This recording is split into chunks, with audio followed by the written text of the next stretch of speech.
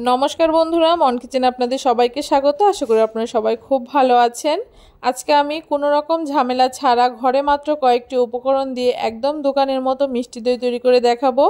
आमी कोनो रकम स्टिलेर बाटी किंबा माटिर भाड़ेर मध्य एई दईटा बसाबो ना।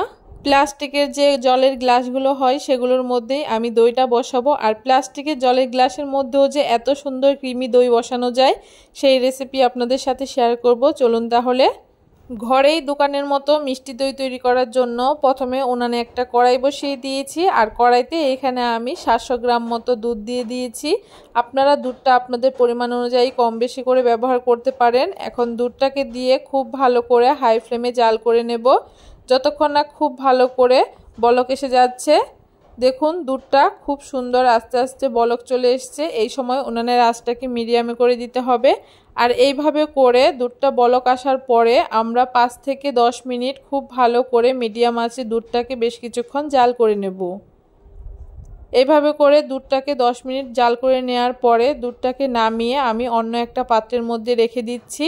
আর এইদিকে উনানে আবারও কড়াইটাকে বসিয়ে দিয়ে এখন চিনির ক্যারামেল তৈরি করে নেব। যেহেতু দোকানের দইটা খুব সুন্দর একটা লালচে কালার আসে ওই কালারটা আনার জন্য এখানে আমি চিনির ক্যারামেলটা তৈরি করছি। 700 গ্রাম দুধের মধ্যে এখানে আমি মোটামুটি 4 চামচ মতো চিনি ব্যবহার করব। আর এইখানে প্রথমে 3 চামচ চিনি দিয়ে আমি ক্যারামেল তৈরি করে নিয়েছি। আর তারপরে আরও 1 চামচ চিনি আমি পরে ব্যবহার করব। মিষ্টিটা অবশ্যই আপনারা আপনাদের পছন্দ অনুযায়ী ব্যবহার করতে পারেন। দেখুন চিনি দিয়ে উনানের আঁচটাকে একদম লোতে করে দিয়ে একটু সময় নিয়ে চিনির ক্যারামেলটাকে তৈরি করে নিয়েছি। যখন দেখবেন এরকম সুন্দর একটা কালার চলে এসেছে তখন এখানে আস্তে আস্তে করে দুধটাকে দিয়ে দিতে হবে। তবে চিনির ক্যারামেলটা এর থেকে বেশি কালার করতে যাবেন না, তাহলে দইটা খাওয়ার সময় তেতো লাগতে পারে। চিনির ক্যারামেলের মধ্যে দুধটা দেওয়ার পরে চিনির ক্যারামেলটা একদম দলা পাকিয়ে যাবে, কোনো রকম ভয় পাওয়ার প্রয়োজন নেই। এভাবে করে আস্তে আস্তে নাড়াতে নাড়াতে দেখবেন চিনির ক্যারামেলটা একদম গলে গেছে। চিনির ক্যারামেলটা দুধের সাথে খুব ভালো করে মিশে যাওয়ার পরে আবারও দুধটাকে আমি বেশ কিছুক্ষণ একটু জাল করে নেব। এখানে আমি 700 দুধকে মোটামুটি 500 গ্রাম মতো করে নিয়েছি। দুধটা যত ঘন হবে দইটাও খেতে ততটাই ক্রিমি আর টেস্টি হবে।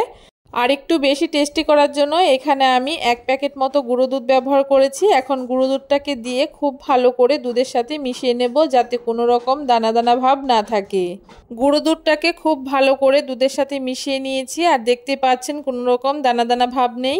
এভাবে করে আরও বেশ কিছুক্ষণ দুধটাকে আমি জাল করে নেব। আর মাঝে মাঝে অবশ্যই এভাবে করে নাড়িয়ে চাড়িয়ে দিতে হবে। এভাবে করে বেশ কিছুক্ষণ দুধটাকে জাল করে নেওয়ার পরে যখন মনে হবে দুধটা মোটামুটি অনেকটাই ঘন হয়ে গেছে তখন দুধটাকে আমি নামিয়ে ঠান্ডা হতে দেব। এদিকে একটা ছাঁকনির মধ্যে আমি 100 গ্রাম মতো টক দই নিয়ে জল ঝরিয়ে রেখে দিয়েছিলাম। এখন টক দইটা খুব ভালো করে জল ঝরে গেছে। অপর একটা বাটির মধ্যে নিয়ে এখন টক দইটাকে আমি খুব ভালো করে একটুখানি ফেটিয়ে নেব।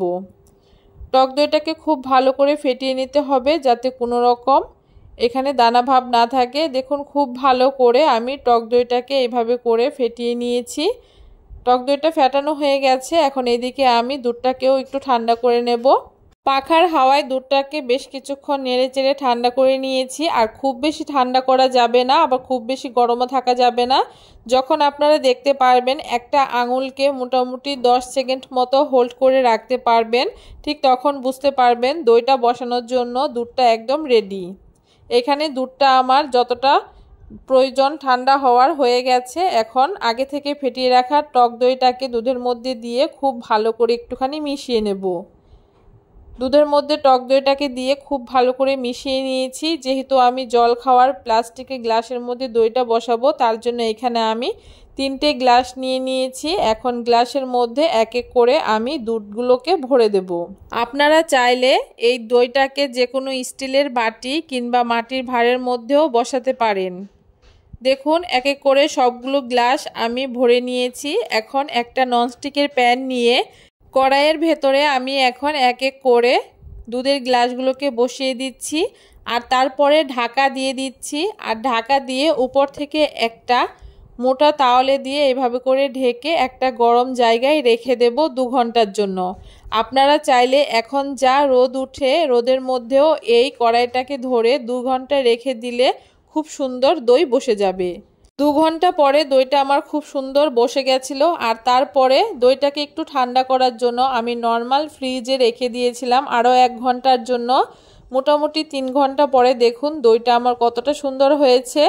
গ্লাসটাকে উল্টো করলেও দইটা পড়ে যাচ্ছে না, এতটা সুন্দর বসেছে দইটা, দেখে বুঝতেই পারছেন। আর একটা দই আমি আপনাদেরকে কেটেও দেখাচ্ছি এর ভেতরটা কতটা ক্রিমি হয়েছে। এভাবে করে আপনারাও খুব সহজে দোকানের মতো মিষ্টি দই বাড়িতে তৈরি করে নিতে পারেন কোনো রকম ঝামেলা ছাড়াই। আর এইভাবে করে প্লাস্টিকের গ্লাসে যদি কেউ দই বসিয়ে না থাকেন অবশ্যই একবার বানিয়ে দেখবেন, ভীষণই ভালো হয়। কেমন লাগলো আজকে খুব সহজ পদ্ধতিতে একদম দোকানের মতো মিষ্টি দইয়ের রেসিপি অবশ্যই কমেন্ট করে জানাতে ভুলবেন না। ভিডিওটা ভালো লাগলে অবশ্যই সবার সাথে শেয়ার করে দেবেন। আর আমার চ্যানেলের নতুন বন্ধু থাকলে চ্যানেলটাকে সাবস্ক্রাইব করে দিয়ে পাশে থাকা বেল আইকনটি প্রেস করে দেবেন।